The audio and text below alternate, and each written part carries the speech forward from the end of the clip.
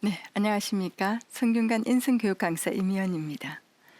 네, 지금 우리나라는 이 자살로 인한 사망자 수가 다른 사망 원인보다도 압도적으로 많은 실정입니다. 한 해 동안 이 교통사고나 이 코로나로 사망한 사람보다도 자살로 인한 사망자 수가 3배나 더 많고 또 더 심각하다는 것이 통계에 나와 있습니다. 오늘 강의는 우리 사회의 심각한 문제인 이 자살을 조심스럽게 다뤄볼까 합니다.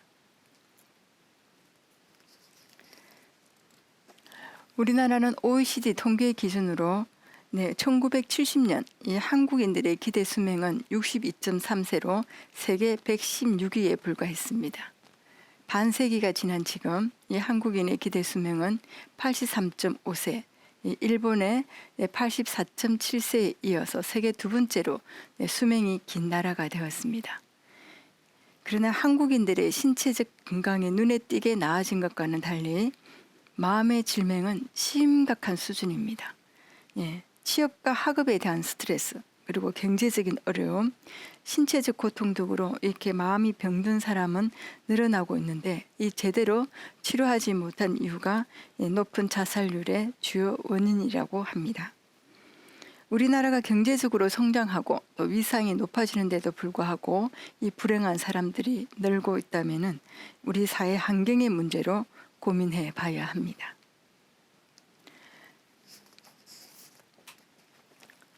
요즘 방송과 언론에서는 하루가 멀다 하고 이 자살 관련 뉴스가 우리를 아프게 하고 있습니다.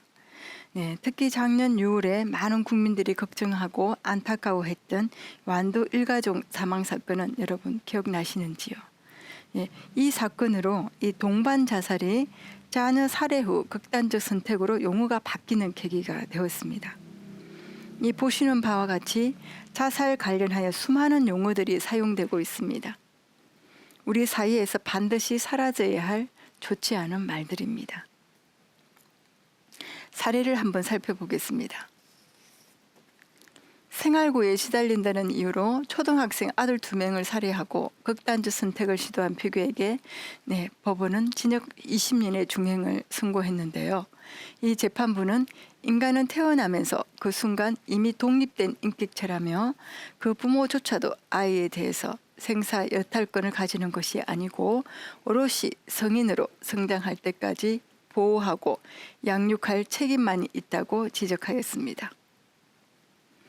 여전히 일부 부모들은 제 자녀라면 그 생명까지도 박탈할 수 있다는 생각을 가지고 있어서 이 동반 자살을 가장한 이 자녀 살해 사건이 반복되고 있습니다.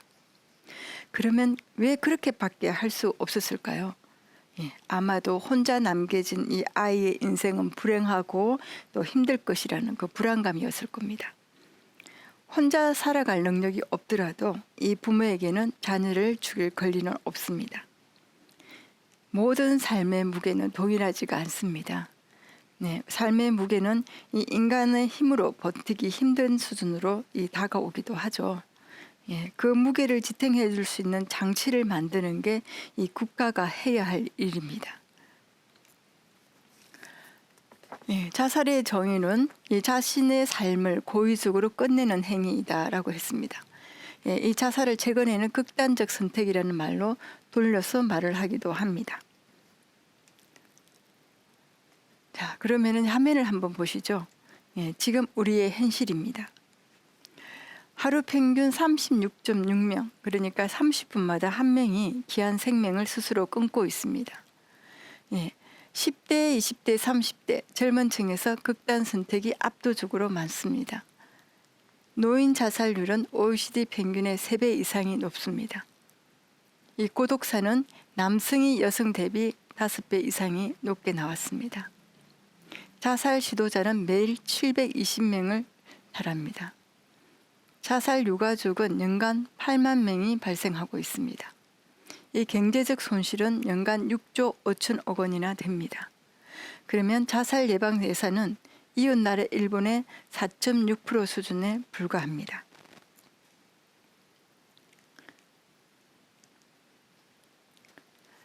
대한민국은 자살공화국인가?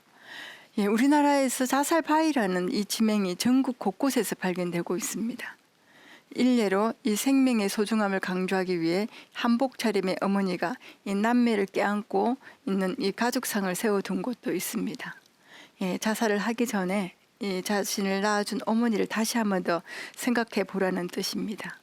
예, 사랑하는 가족과 어머니를 생각해서라도 이 스스로 소중한 생명을 포기해서는 안 되는 이유입니다. 예, 고독사는 이 사회로부터 고립된 채 홀로 죽음에 이르는 것을 뜻합니다.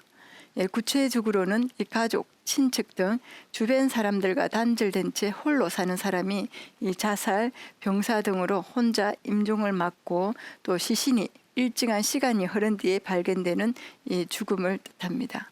이 고독사라는 단어는 이 장기 불황을 뜻하는 잃어버린 20년을 맞은 이 1990년대 일본에서 탄생된 말입니다. 예, 영국 정부는 2018년 이 고독부 장관을 세계 최초로 임명을 했습니다. 일본도 지난해 고독 고립 담당 장관을 임명을 했습니다. 우리나라도 이 고독사 예방 및 관리에 관한 법률로 고독사 예방법이 제정되어서 2020년 4월부터 시행 중에 있습니다.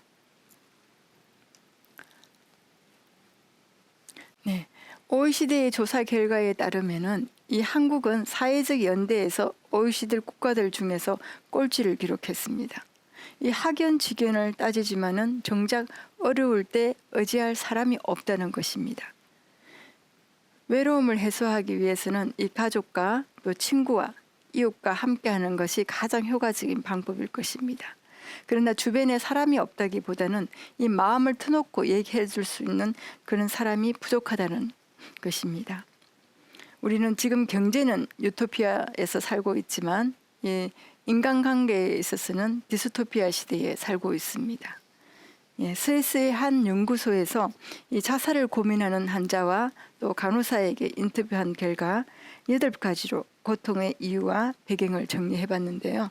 예, 죽고 싶은 이유로 이 신체적 쇠약으로 인한 고통, 깊은 외로움, 미래에 대한 두려움, 경제적인 어려움, 그리고 인생은 끝이다라는 절망감, 사회적 역할의 상실감, 희망의 부재, 즐거움의 상실로 들었습니다.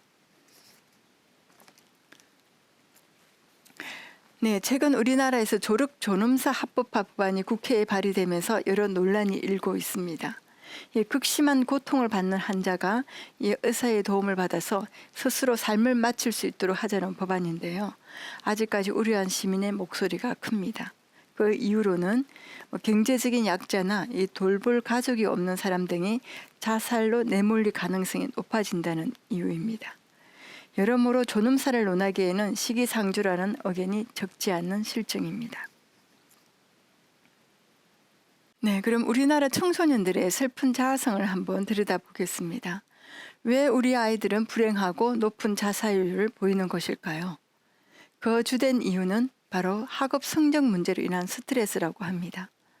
이 대목은 청소년들에게 어떤 교육을 해야 하는지 우리에게 화두를 주고 있습니다. 2016년 스위스의 한 평가에서 우리나라 학생의 학력은 OECD 국가에서 최고 수준이나 창의 인성은 최하위였습니다. 이는 지나친 주입식 지식 위주의 교육으로 창의성 발현이 되지 않았고 인성 교육이 부족했던 것이 원인이다라고 했습니다. 2019년 한국의 한 여론조사에서 이 초중고 학부모의 47.4%가 인성 교육이 23.6%가 창의 교육을 보다 더 강화해야 한다고 했습니다. 네, BTS를 탄생시킨 이 대표도 방탄소년단 멤버들을 뽑을 때 가장 중요시한 것이 이 인성이었다고 언론 인터뷰에서 얘기한 바가 있습니다. 네, 우리는 우리 아이들이 더 나은 세상에서 더 행복하게 살기를 바랍니다. 그런데 우리나라 청소년들의 행복 지수도는 OECD 국가에서 꼴찌입니다. 네, 자살률도 세계 1위입니다. 청소년들은 우리나라의 미래이죠. 이 청소년들이 불행하고 스스로 죽고 싶어 하는 사회라면은 무슨 미래를 기대할 수가 있겠습니까? 이것이 오늘날 대한민국의 슬픈 자아상입니다. 네, 학업 성적 위주의 교육보다도 이 바른 인성 교육이 절실하게 필요할 때입니다. 네, 자살 원인으로 경제적 원인과 사회 환경적 원인으로 이렇게 나눌 수가 있는데요. 먼저 경제적 원인으로 취약한 사회 안전망으로 저소득층의 빈곤, 그리고 청년 실업률 증가, 노후 준비가 부족한 중장년층의 비자발적 조기 퇴직, 그리고 물질 중심주의 팽배 원인으로 들 수가 있습니다. 그리고 사회 환경적 원인으로 이 학생과 직장인들의 고학력으로 성공지상주의, 경쟁의 원인을 둘 수가 있고요. 평가 만능으로 인한 실패와 좌절감, 그리고 핵가족 및 개인주의 심화, 높은 이혼율로 독신 인구가 증가되고 있는 원인이 있고요. 독거 노인 등 가족 개념이 해체되고 모방과 추종 자살 원인으로 둘 수가 있습니다. 예. 이 자살을 하는 사람들은 10명 중 9명 가량이 이 주변에 자살 암시 신호를 한다고 합니다. 그러나 안타깝게도 10명 중 8명 가량이 이 눈치를 채지 못하고 있습니다. 예, 좀 더 우리가 관심을 가지고 그들의 얘기를 귀 기울여 들어주는 것이 무엇보다도 중요합니다. 그렇다면 이 자살을 예방하려면 어떤 현실적이고 효과적인 방법이 있는지 한번 살펴보겠습니다. 먼저 언론의 역할입니다. 네, 정부와 언론단체는 그동안 자살이라는 용어가 이 자살을 부추긴다며 사용 자제를 금고해 왔는데요. 자살이 자살을 부르는 이 베르테르 효과를 막아보려는 취지였습니다. 예, 너무 자극적인 보도, 이 자살 방법 정보 제공, 모방 자살 등 언론의 지나친 이 지대 방법은 지양해야 할 것 같습니다. 다음은 자살 예방 상담 전화 상담원 처우 개선인데요. 2022년 7월 기준으로 이 신규 채용 인원의 73%가 퇴사한 것으로 드러났습니다. 평균 근속 기간도 14개월에 그쳤는데요. 이 보건복지부로부터 제출받은 자료에 따르면은 상담원 정원이 80명이지만은 실제로 지금 근무하는 사람은 54명입니다. 정원에도 못 미치는 인원입니다. 네. 이 자살 예방 상담센터는 이 한 생명과 이렇게 직결된 만큼 그 상담원의 역할이 매우 중요합니다. 일선에서 매일 자살 시도하는 그분들과 간절하게 이 상담하는 심층 감정 노동자이자 생명 카운슬러들입니다. 상담 전문가들의 근무 환경 개선이 절실하게 필요한 이유입니다. 네, 다음은 자살 유발 정보 집중 클리닉 캠페인입니다. 이 인터넷상에서 넘쳐나는 자살 유발 정보를 국민들이 나서 삭제하는 캠페인이 큰 성과를 내고 있습니다. 2022년 7월에 2주 만에 4만여 건이 적발돼서 삭제 요청을 하였는데요. 보시는 바와 같이 압도적으로 사회관계망 서비스에서 100% 가깝게 적발이 되었습니다. 온라인상에 이 같은 정보를 유통할 경우에는 2년 이하의 징역이나 2천만 원 이하의 벌금을 처벌받게 됩니다.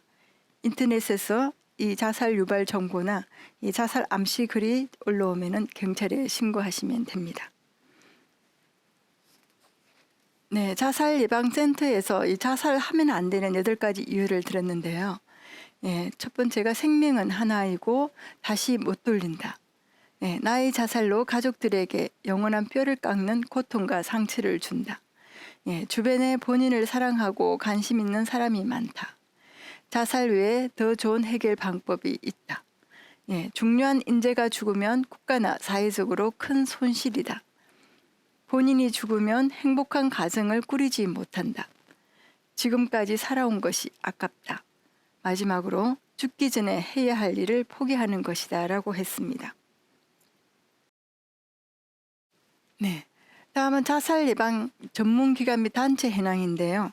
제가 강의를 준비하면서 이 자료를 찾다 보니까 이 자살 예방 관련 기관 단체가 이렇게 많은 줄 몰랐습니다.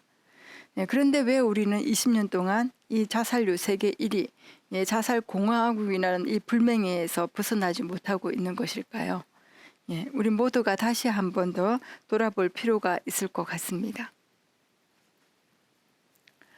자살을 시도하려 한 이 초등학생의 사연이 제 가슴을 울렸는데요. 비 오는 날 저녁에 24시간 이 생명의 전화에 걸려온 전화입니다. 울면서 저 좀 도와주세요. 예, 죽으르고 집을 나와서 차도를 뛰어들었는데 이 싱싱 달리는 차들이 너무 무서워서 다시 보도로 올라왔습니다. 저는 어떻게 하면 좋습니까? 라면서 이 초등학교 학생은 이 매일같이 상습적으로 이 부모님의 싸움과 불화를 견디다 못해 그날은 죽을 각오로 차도로 뛰어들었다고 합니다. 네, 여러분, 이제는 이 초등학교 아이들까지도 이 극단적 선택을 하는 사회가 되어버렸습니다. 우리 어른들의 책임이 큽니다. 우리가 한 사람의 이 상담사가 되어서 내 주변에 좀 더 관심을 갖기를 한다면 또 한 생명을 구할 수가 있습니다. 네, 예전에는 이 다리나 절벽 같은 곳에서 자살 금지 표시판을 자주 볼 수 있었습니다. 예, 자살 금지에 거꾸로 읽으면은 지금 살자입니다. 자살 금지의 또 다른 이름, 지금 살자입니다. 사랑하는 가족을 위해서 또 우리 친구를 위해서 우리 모두가 게이트키퍼, 즉 생명 사랑 지킴이가 되면 어떨까요? 예, 단 한 명이라도 이 귀한 생명을 스스로 포기하지 않도록 정부와 사회와 우리 모두가 이 관심을 가지고 신중하게 점검해 볼 시점인 것 같습니다.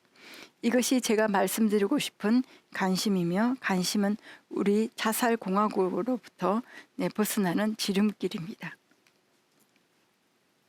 네, 공자님께서 말씀하시기를 신체 발부는 수지 부모니 불감 해상이 효지시하니라 했습니다. 예, 신체 발부는 수지 부모니, 예, 소중한 몸은 우리 부모로부터 받은 것이기에 불감 해상이 효지시하니라, 예, 몸을 상하지 않게 하는 것이 효의 시작이라고 했습니다. 예, 우리가 부모님이 주신 이 귀한 생명을 우리가 소중히 지켜야 할 이유입니다. 오늘 강의는 이 생명 존중에 대해서 돌아보는 시간이었습니다. 생명사랑 캠페인입니다. 당신은 소중한 사람입니다. 당신은 그 존재만으로 아름답고 가치 있는 사람입니다. 포기하지 마세요. 제 강의를 시청해 주셔서 감사합니다.